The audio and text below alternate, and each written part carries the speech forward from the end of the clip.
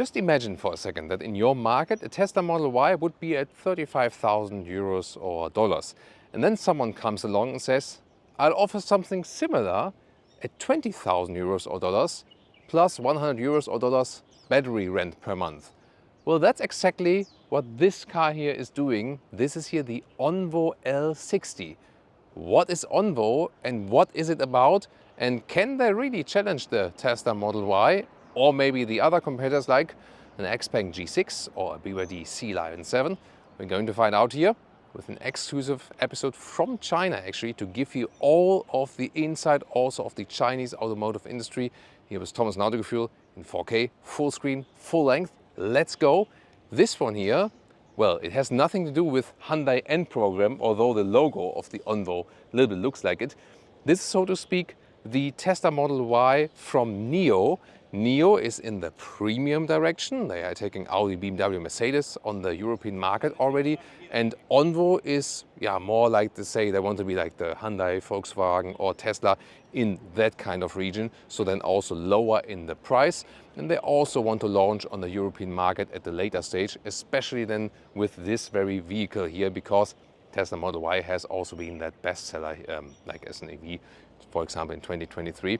And the name of Onvo, it comes from on voyage or on voyage, like you're on the journey, and they are family focused actually. The length here is 4.83 meters or 190 inches, so that's exactly the Model Y length, more or less, a couple of centimeters difference. Wheels 19 or 20 inch, these here are the bigger 20-inch wheels. And they want to keep it in the lower price spec, so it does not have the LiDAR like the NIO brand is offering. So it has like the typical radar sensors and also a lot of cameras. You can also see them here sticking out there to also give you like a level 2 in a more sophisticated sense. We'll also test it later on here also on the Chinese roads. By the way, NIO will have even more brands, so like NIO on the top. They will even raise the prices rather to Porsche. Then Onvo will be like in the affordable segment. And for the very tiny vehicles, tiny EVs, they will launch the so-called Firefly brand, really to offer very small, affordable EVs. Here to the rear, we don't even have to go to this car because I have a second one for you. This one here in, somewhat Thomas Blue. In the rear you can see that it has this resemblance also to the Tesla Model Y. Here of course also for the good CD value and very slim integration of the tail lamps. In the front, by the way, the main headlamps are not offering matrix LED. That is something they do not have. And the suspension, they don't offer like an extensive adaptive suspension there, but they offer FSD, frequency selective dampening. So it's like a passive adaptive system, so you cannot change it accordingly to the drive modes, but it's already somewhat adaptive then. Battery size, you will have two different ones. You will have a 60 kWh LFP battery, it starts with that, and you can also go for 85 kWh NMC battery, and the charging times is 25 minutes or 20 minutes. So the NMC battery is charging quicker. The other one will be the entry-level battery, and of course like this LFP chemistry is a little bit better for the usual customer because you don't have to take so much care of the battery. Let's take it that way. So actually already good charging rates, but you can also use the NIO battery swap stations. They also recently launched a 4.0 version of that, where in about 4 minutes the whole battery is getting swapped. And that's also the idea of lowering the price and renting the battery, so you can have just imagine, like really here on the Chinese market, you pay 20,000 euros for the car as it stands here right now. That's crazy just if we think about the price that we, for example, would more like pay 50,000 euros for a car that stands like here. And if you leave that battery in the purchase price out, you don't have to care about residual value and so on. And you can, for example, buy the small battery. And then, for example, you want to go on holiday and you rent the bigger battery, swap it in the station and go with that one on holiday. So that's a very interesting proposal definitely, but it's also cost intensive to build the charging infrastructure of these swapping stations, of course. Always spectacular to see. But then again, if you think about that, when the cars are charging quicker and quicker and quicker, then maybe again the battery swap will become obsolete.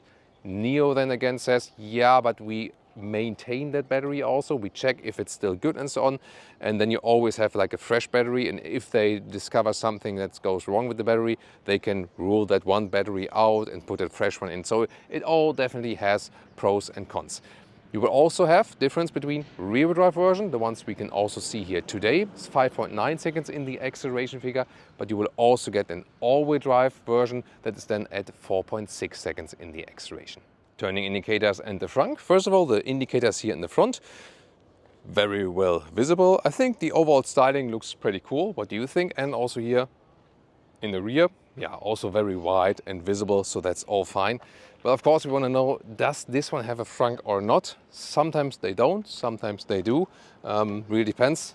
Door handles here flush, by the way, so let's open that one and take a look. I actually haven't seen it myself yet, so some features I really leave it for the most authentic presentation, but maybe I'm also surprised. Yeah, this one does really not have a frunk. That's a surprise. I would have guessed one. Here we can just open this part here, but that's just like, you know, the access then for the fluids, for example. Yeah, so really would have guessed that. Of course, they also use the space here, but having a frunk is usually definitely a nice thing. What do you think? Here, flush door handles, all integrated. And when you would have the smartphone in your hand, they automatically come towards you. When you open the vehicle, I don't have the smartphone account here yet. So when I put the keycard here at the B pillar, just right here, yeah, that's why I see it's also getting a lot of scratches already, probably because, I mean, this is like a folder, but probably people went with the card and go like, like this. Yeah, shouldn't do that. But usually you would have all integrated on the smartphone, like with the Tesla. And then we can see here, when I put it here, then the door handles here go out. There we go. And usually you just hold your hand in here also to open or close it again. Then they still, you've seen that here? So in the moment I grab in, it comes a little bit towards you. Like this, you know, like as an additional helper, and then the door closing sound. I mean, it's a frameless door, so it doesn't sound good. Nah, also not in the rear. So, yeah, I mean, it's very rare that frameless doors sound good. Some do manage it, for example, a Porsche Taycan. And what we can see here is that they use a dual lamination here in the front, and probably this will also then play a role when we drive the car outside from the noise installation. Top body is somewhat soft already, and then here there's a leather red cover. This is the bright interior, nice galvanized window levers, also with clicking sound. This is the door opener, everything Model Y alike definitely. And here is some microfiber insert. The door pocket is quite spacious, but this is a rather hard pocket from the inside. Here, once again, bright steering with a dual tone scheme. That's actually a nice idea. Some rear buttons here also to control, for example, like volume or activate the level 2 systems. No digital instruments, however, a head-up display. And that could be an example also for Tesla. I'm okay with having no instruments as long as I have a good head-up display, for example. Then the seats. Here, once again, the bright styling. There is also a black seat available. You can choose that. And here, this is all, nice, yeah, this is an additional cushion here. Stamped in logo, yeah. Then soft microfiber cushion, and this is here a high-grade leather red, super plush indeed, very good quality. They call it Caretex, that's their own brand name for that. And the seating comfort is indeed really nice. You also have a user account, which then, for example, automatically sets the seat to your height and so on. You can also like change all the settings here for the seat. The only thing I realized is that even when I put the lumbar support all the way back, it still feels like a strong lumbar support. To me, that's not ideal. If you like lumbar support area anyway, then it's a very good seat for you. But still, you know, it's very soft here and plush still, so there's a good seating comfort here. And also another example that you don't need any animal material in the vehicle here to make it appeal premium. And this is a premium appeal, and I don't see like a gap to the Neo brand, although they are selling in higher prices, but of course they're sharing technology and also materials and stuff. So yeah, there's like, of course, something that speaks for the Onvo. Here, for example, also really nice from the decal materials and so on. These store columns, a little bit Mercedes-alike, but hey, you still have store columns here, for example, for the turning indicator and also for the gear selection. Here, in this case, when I put in the gear, like another user account is being accessed. That's why it's often tricky to do it as a car tester, but when you have your own user account, it will actually be fine. And there's, of course, more to discover here in the cockpit. But first of all, the last thing to show from here, headroom, like with 189, 6 for 2, a lot of headroom. Although from the outside, the car does not appear high at all. But from the inside, I mean, you sit relatively low to the ground. It's something that we also find in the rear seats very soon. It's astonishing how flat the bottom of the vehicle is. Interior here in the front, yeah, most obviously the 17-inch screen, really large. Yeah, it looks like Tesla, definitely. They also are inspired by that, no doubt about that. 3K resolution for this screen, by the way, and you see that the resolution is really nice, so also pretty responsive. Soon more details to that. Clean atmosphere, of course, all the main functions are in the screen.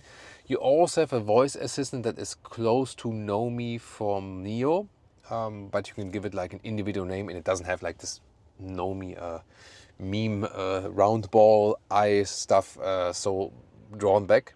I like that actually. Good materials also in here in the dashboard. You can also hear that here once again with this wooden-like atmosphere.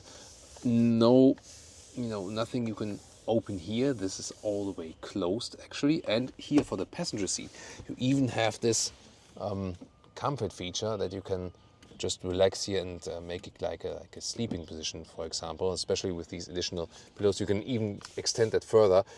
So yeah, once again, really good luxury features here in the front. I mean, using the bright materials here may not look that good over a while. This car needs to be cleaned probably. I think you can get that one. You can easily clean, like the red materials. But these materials, they darken out over a while. And I see an inductive charging pin. And what you cannot see, like back there, are also some ventilation holes. And maybe we can bring it. Not sure if you can hear it on camera, but I can hear the fan running there. Interesting. Then here there's also adaptive cup holders, also good build quality, and then split armrest with a lot of space underneath for all the clutter you want to hide.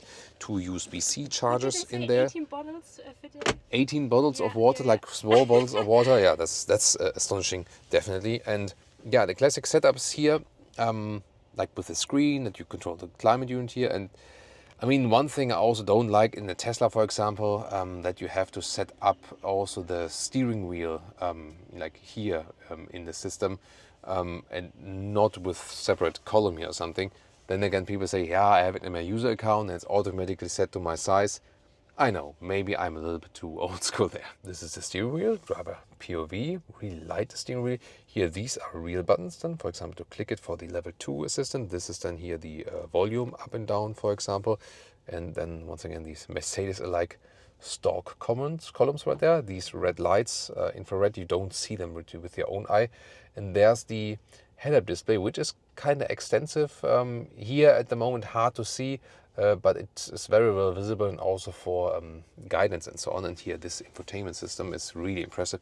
Look at that, how like smooth and precise and super quick it is. That is impressive. Climate unit here in the low part. You know, I'm a fan of physical dials rather. Here at the moment, everything is just in Chinese. There's no English version available yet. Of course, this is all done to come. But you looks see, like Tesla. funny thing here, by the way, as well. The software backend, like the software version this car is on, is called Coconut. It's the coconut nut, it's the coconut. The coconut is a delicious nut, yes, but also obviously a good software system. So this is their new backend. And what are they also doing is taking the experience they have with the NIO brand. And I think the most interesting thing is that they told me that when you, for example, talk to the voice assistant, that in the NIO case was with Nomi, my dear friend, that they get this feedback also. So you, for example, talk with the voice assistant and ask like, hey, wouldn't it be cool to access the seat heating in the first level of the infotainment system, which is, for example, possible here, but maybe wasn't possible before. And they said that in 3 seconds, this suggestion from the customer lands on a desk somewhere from someone who is working at NIO. And this actually enables them to do so many software updates and also improve their service overall. That is a very interesting aspect. And Leah can also show you the panoramic roof that is tinted actually, so it's a little bit darkened out. We have to see about it on a really hot summer day, of course. Are there any handles from the inside, by the way, that you can hold on tight? Here's the speaker, yeah. Additional speaker there, but Leah cannot hold on tight when I drive a little bit quicker, so we have to see about that. Standard sun visor, there, the shade, but you cannot extend it or something. No, Yeah, but it's But overall. the quality is very good, yeah. Quality check there, okay. Rear seating, this is very interesting. First of all, here I put down the window. Here we do not have dual lamination in the rear, but let's see how calm it will be while driving. Then here this is, let's say, not super soft, but also not hard here. But then there's a nice little elaborate covering here and also here. Nice here also with the galvanized buttons here, for example. And here we even have an electric control of the back part here of the seat for the inclination. And you have to remember again, yeah, as I said initially, a Chinese customer pays 20,000 euros, like in yuan, for this vehicle. And yeah, and then also again, if you think about like the price of the competitors, this is crazy. Here in the lower part, this is then rather hard. This, by the way, here like the mechanical unlock of the door, if it doesn't open here in the electric way. And then we have these additional cushions here for the lower area. You can use it, don't have to. Isofix is hidden behind it, and also these additional microfiber cushions with the Hyundai N logo. No, it's not the Hyundai N, it's the Onvo logo. Yeah, of course. They don't like me hearing that, saying that. Yeah, but here then I have adaptive cup holders, also good build quality. And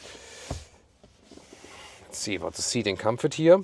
Yeah, I mean this part in the lower part, you can easily not go without. I think it depends then also on your body. You remember that the Mercedes EQS facelift, they put this one like an extra to upgrade the seating experience. And the seating comfort here, well, it's astonishing. First of all, yeah, it's really comfortable here, very airy, spacious. Look at that, the headroom with 1A9, 6 for 2. And you maybe see that I mean, I'm falling backwards quite a lot.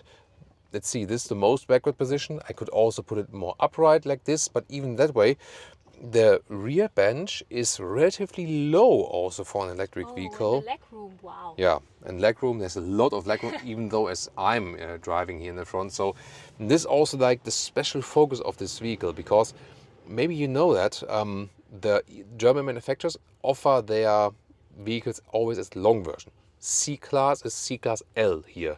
E-Class is E-Class L, long version of that.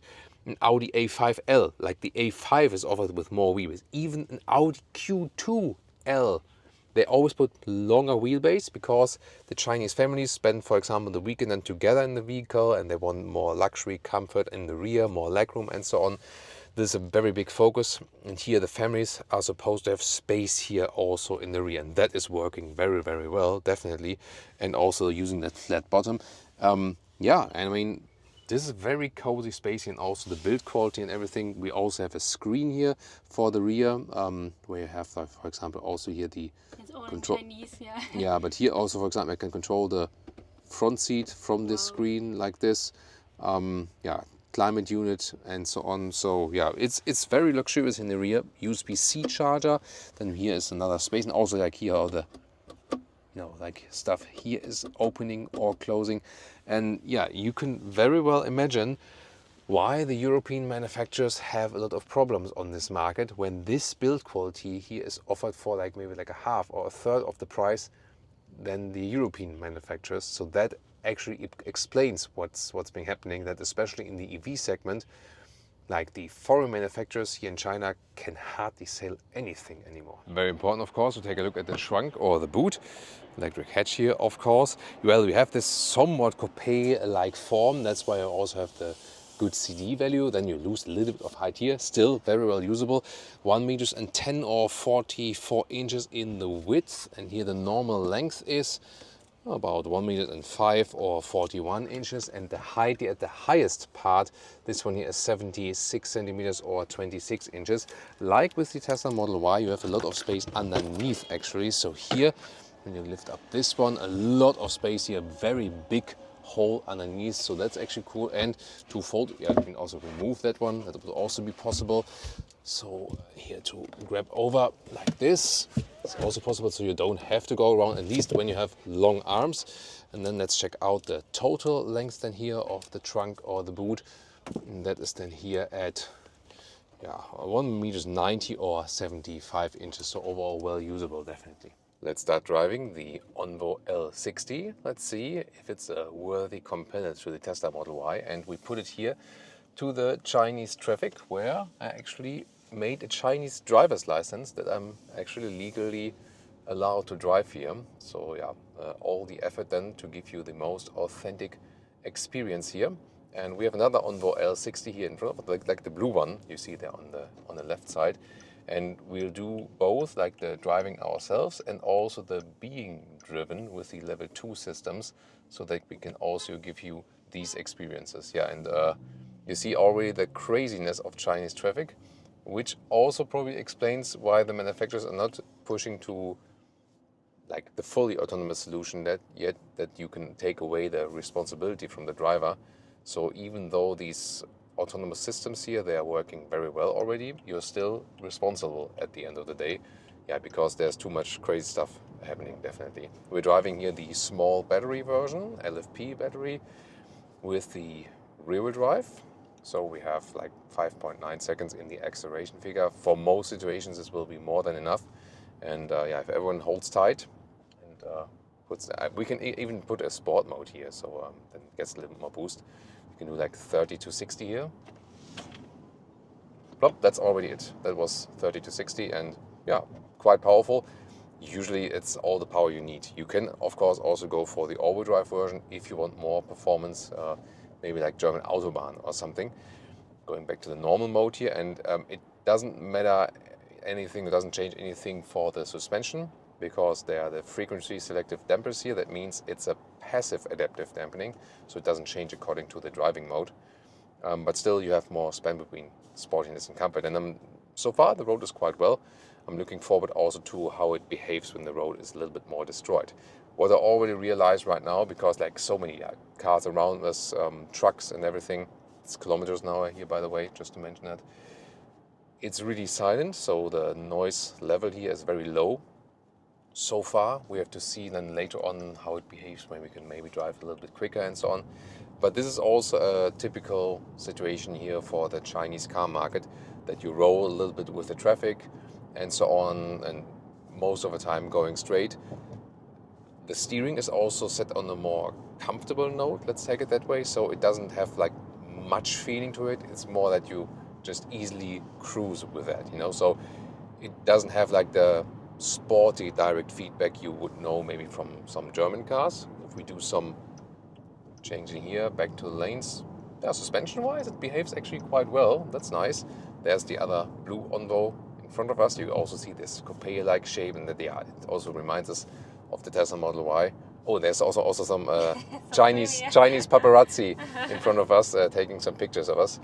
Yeah, so suspension gives you a very good feeling, and also when we have some small transverse bumps here, evens them out quite well. Although we have the 20-inch wheels mounted here, you could also go with 19-inch wheels if you want some more comfort.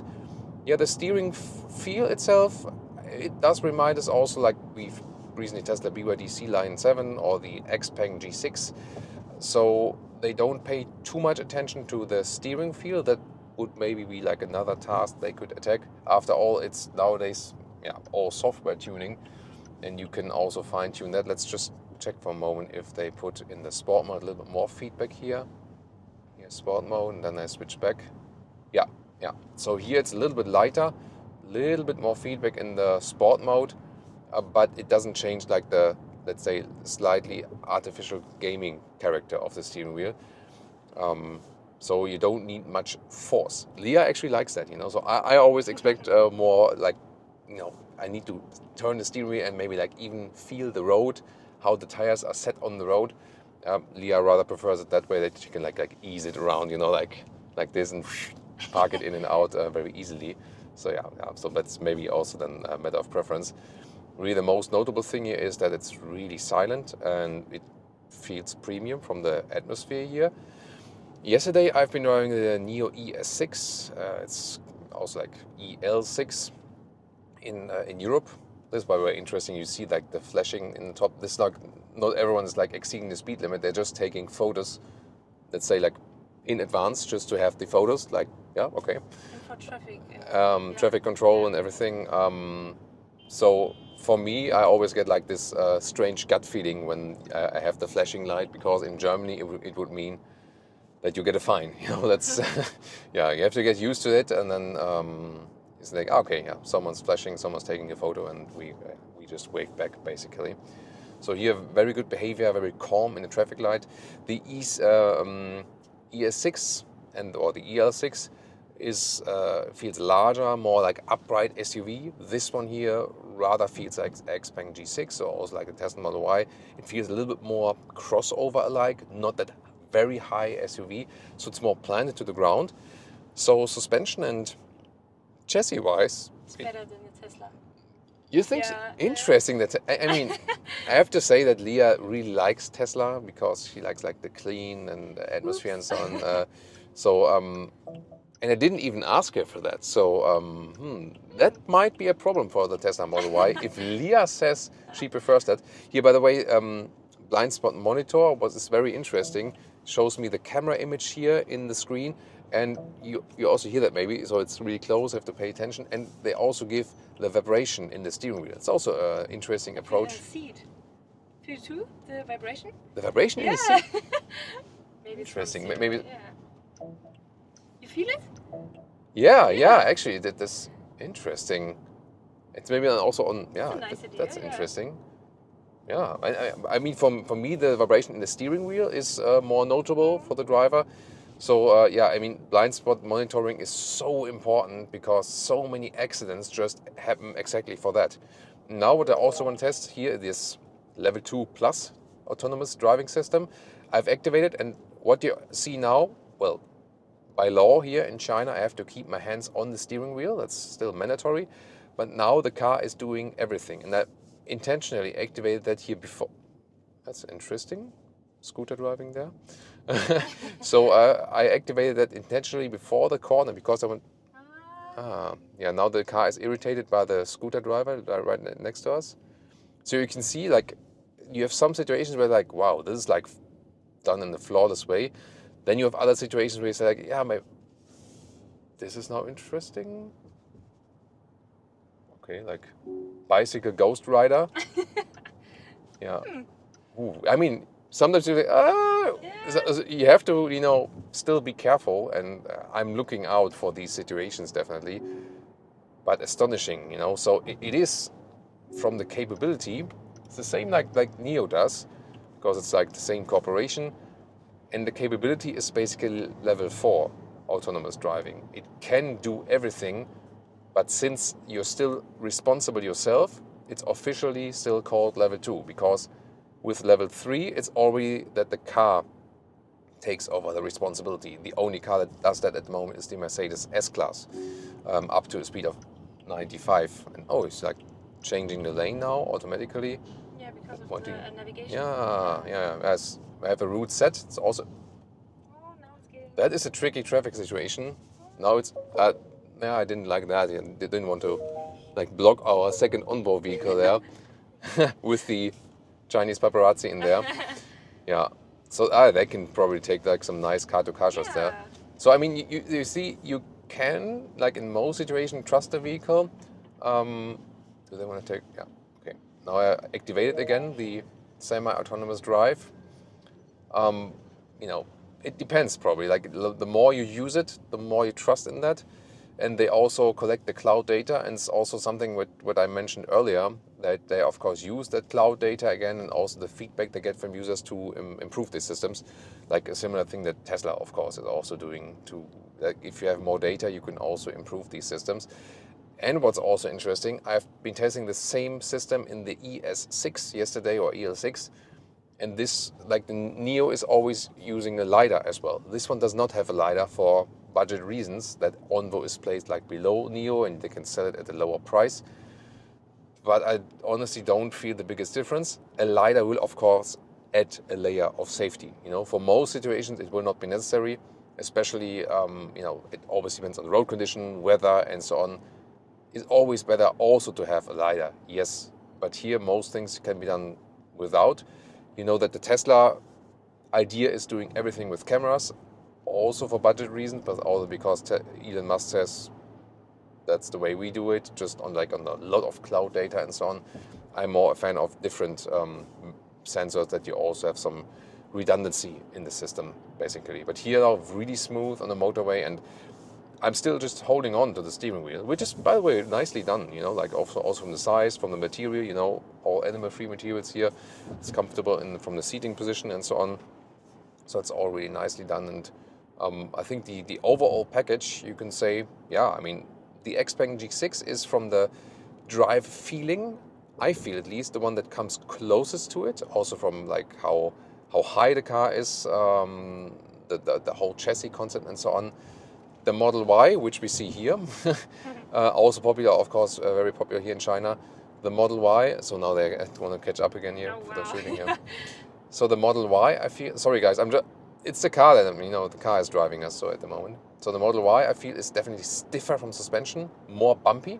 That must be some camouflage car, like, or is it maybe a custom paint, maybe prototype? Yeah, it was a prototype vehicle. Okay, but now there's 30 here and the car is not realizing that. So maybe I just reduce it myself. Yeah, so obviously the car did not read the traffic sign. So I'm gonna do that myself here now. I don't want to lose my freshly made Chinese driver's license, obviously. So you see, there are some limits still to it, but it's still impressive what the system can already do. And that's probably the direction we're going into, you know, like more, now that's 60 again, more towards the autonomous driving capabilities, and that you can more relax on the road and so on. Yeah, but still there are some situations where you have to take over yourself and then be more aware of that. But I think the main takeaway here from the driving is that it's really calm, it's comfortable, suspension is doing a good job, better actually than in the Model Y. And of course, we always have rather low speeds here, so the consumption data will probably be better and more in favor of the vehicle. And we can keep you updated later on what we scored as for the consumption and for today. Now we're also testing the rear comfort while driving. I think comfort-wise is pretty good. And really good, yeah, we have a lot of space. But what we also do here, we are on the Chinese motorway now at like 110 kilometers an hour, so like 65 miles an hour. And noise insulation-wise, at least here in the rear, it's not that good. So you feel that in the rear they don't have the dual insulation. Yeah. So yeah, so as soon as you go to higher speeds, it's not that silent, I have to say. And also consumption-wise, that's also very interesting. We are here now about like 16, 17 kilowatt hours on 100 kilometers. So it's less than 4 miles per kilowatt hour. That would mean for the small battery some 400 kilometers or 250 miles of range. And for the big battery some 500 kilometers plus 300 miles plus of real world range. So overall decent, definitely also in the Model Y regions. However, it could very well be, we need to do some more thorough testing. Seems that the Model Y is still a little bit more efficient at higher speeds, but that's the thing that it's usually more efficient, the Teslas, at higher speeds than most of the, or than all of the other EV brands. Yeah, but definitely good space here. Yeah. But noise insulation is definitely great in the city, but not that good here in the higher speeds on the Chinese motorway. Let's see how it looks like here. There's not that much crazy traffic as we recently had in the city. It's definitely been a wild ride here with the Onvo L60 here today, and over the past days I also gathered a lot of insight into the Chinese automotive industry and also what the manufacturers from the US and from Europe, especially the Germans, can actually do better to perform better on the Chinese market, but also maybe what doesn't make sense, and also what we can expect from the Chinese manufacturers. If you like to have more insight in that respect, I can maybe do a separate episode on that. As for the Onvo L60, in driving-wise, it works very well. So especially the suspension is actually pretty comfortable. So it is a very viable competitor to the Tesla Model Y. The same also goes for the Xpeng G6 or also for the BYD C-Line 7. Here, of course, a special focus that you have a lot of rear leg room. For example, this is a very important aspect then, especially for Chinese families. That's why they are focusing that here so much, actually. And the only thing I was, looking more forward to, that maybe the autonomous driving functions were working better. It worked better in the Neo ES6 or EL6. I was driving that one yesterday, so we have to see how they develop that further. It's really the thing with these level 2 plus systems. Sometimes you have situations like wow, this is working perfectly. Like, how can the car do that actually? And then again, you have situations where they think, the human brain is working better in that respect. So for example, here in our English driving part, it worked quite well. Later then we did a German driving part for our German channel. There we had some situations which were like really dangerous actually. That was like a sudden braking when we were turning right, and then people behind us were horning and so on. So we have to enjoy these level 2 plus systems still with caution. That's why, they are not like working all the time, and you still have to pay attention. And it's very interesting that all the different manufacturers have different approaches to what they are actually doing in semi or fully autonomous driving. But definitely, if you wrap that everything up, especially if they offer it like also at very decent prices also at the European market, it can very well be a very fierce competitor. And you actually realize that here on the Chinese market, where especially all the EVs and their own brands are sold at way, way lower prices than the foreign competition, they don't need our cars anymore. That's the thing. And they can really also compete in hardware, like from the build quality and so on. And of course, the second question is, do we need or want their cars? Well, definitely what the case is that hardware-wise and everything, they can easily catch up. Meanwhile, battery technology, they're often already leading. That's why the American and the German manufacturers, European manufacturers already buy so many batteries that are produced in China. So it's also another reason like the profits are going away in or on the Chinese market, because here, like when we look at these prices, why would you actually pay like 4, 5, 6 times the price for a German EV? That is exactly the reason you can see here why the Germans are not selling EVs here in China. So this will be super interesting what's to come here, not only on the Chinese car market, but also the influence it's already having on the global car market. And we'll keep you updated with that. And if you like, I can also do more industry inside episodes. So maybe check that out, or directly the competitors.